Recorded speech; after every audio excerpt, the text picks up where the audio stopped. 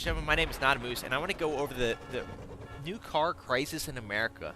As you can see right here, it says in the article, the new car prices average $50,000 for the first time ever, which is completely ridiculous to know that in 2025. I know most Americans don't have more than 1 or 2 paychecks saved up at any given time, so that is ridiculous to think that they're going to be spending $750 plus your gas, insurance.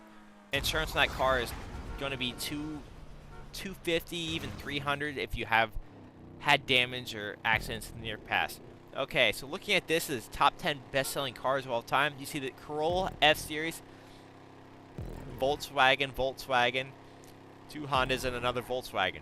If we take a quick look at this, you can see the Volkswagens, we're all going to be sharing the same engine and transmission combo, which is what we're looking for to create a reliable brand. Cheap parts, accessibility, and overall reliability.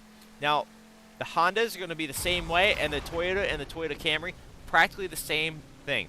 Reliability, parts, ready to go, any service, any junkyard, you can always get parts of what you're looking for. It is important to look at this when you're getting a car. When you're looking at getting a car for the long haul, the first 1 to 5 years, you're going to have the lowest cost of ownership. This is where the warranty is still underway. The engine blows up, not of your doing. It is placed under warranty. Now you still got to think about tires, brake pads, oil changes, windshield wipers. This is all stuff that is common and you should think about. Now you break this down, it's minimal. Over the course of the first 6 to 10 years, that's what you got to look at doing major 150,000 mile service intervals. Well, going up to the engines, and what you're looking at for is durability, reliability. So you got the LS V8, reiteration of the small block V8, small block Chevy, excuse me.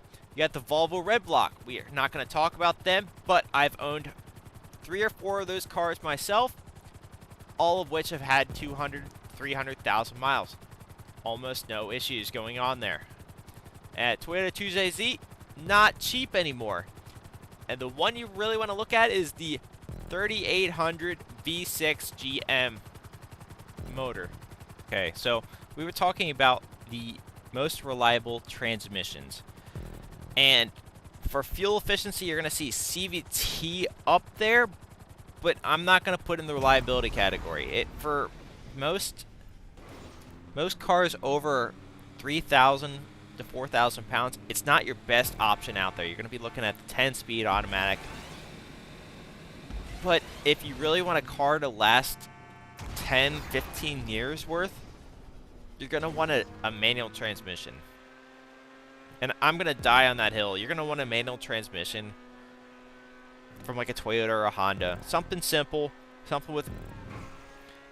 If you get something lower in the power range, you're going to keep a clutch longer. And that's really what's going to be the driving factor of cost versus reliability in a transmission in your car. For at least the small car category, that is.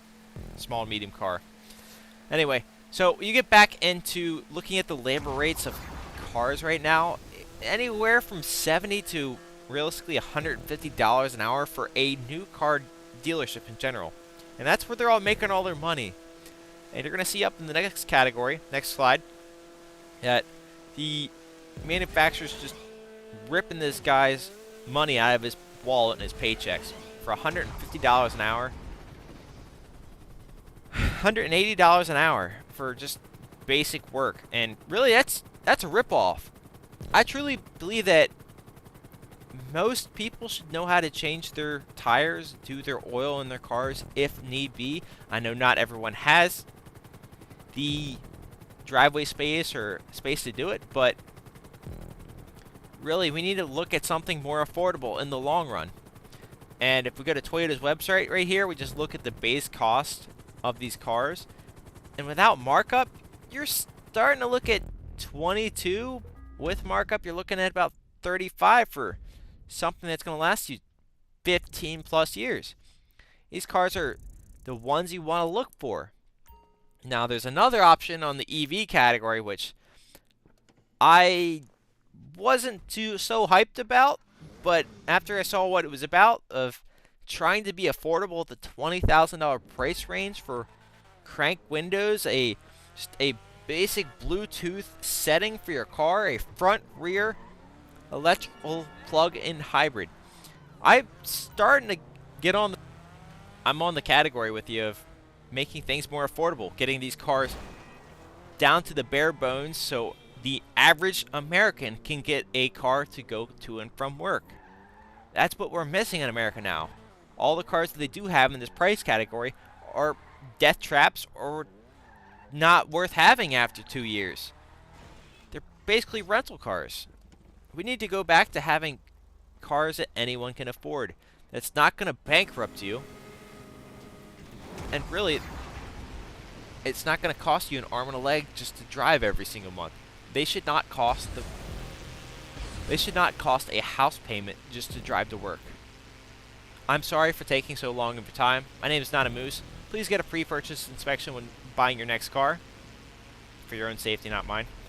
That being said, I hope you have a great day. Bye.